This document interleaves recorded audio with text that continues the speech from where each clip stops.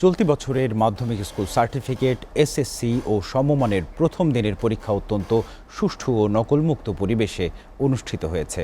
পরীক্ষা শেষে শিক্ষা সংশ্লিষ্ট কর্মকর্তা ও সরকারের মাঠ প্রশাসন এবং শিক্ষা বোর্ডগুলোর সার্বিক ব্যবস্থাপনায় সন্তোষ প্রকাশ করেছেন শিক্ষামন্ত্রী ডক্টর আনমা এহসানুল হক মিলন।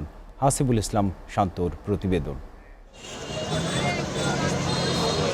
সারা দেশে সকাল 10টা থেকে শুরু হয়েছে 2026 সালের এসএসসি ও সমমানের পরীক্ষা।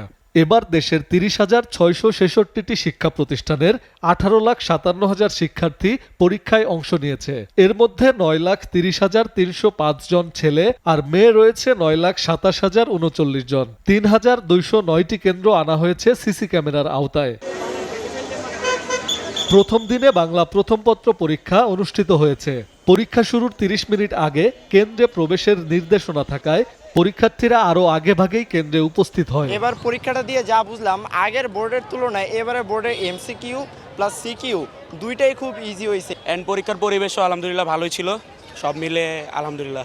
পরীক্ষা কেন্দ্রের ভেতরে ও বাইরে সার্বক্ষণিক নজরদারি চালিয়েছে আইন শৃঙ্খলা বাহিনী। কোনো ধরনের অনিয়ম বা বিশৃঙ্খলা ছাড়াই শেষ হয়েছে প্রথম দিনের পরীক্ষা। মারাত্মক ছিল, পরিবেশটাও ভালো ছিল, আর কোশ্চেন আজকে অনেক ইজি আসছে। Dhaka board for a reason. আমাদের আশা ছিল মেবি অনেক হার্ড হবে, কিন্তু ওই তুলনায় অনেকটাই সহজ ছিল কোশ্চেন। হলে ঘাটটা মোটামুটি ছিল, বাট তেমন একটা না, সব ঠিকঠাকই, সবার জন্য আর কি পারফেক্ট। শিক্ষার্থীরা জানায় শান্তিপূর্ণ ও নির্বিঘ্ন পরিবেশে তারা পরীক্ষা দিতে পেরেছে। দায়িত্বে থাকা শিক্ষক ও কর্মকর্তারাও ছিলেন সহনশীল। হলের গার্ড দুজন স্যার ছিলেন, তারা খুবই ভালো, কোনো ছাত্রদের সাথে কঠোর ব্যবহার করেননি।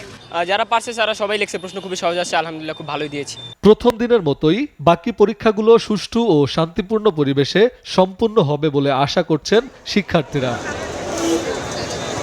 হাসিবুল ইসলাম শান্ত, এসএ টিভি, ঢাকা।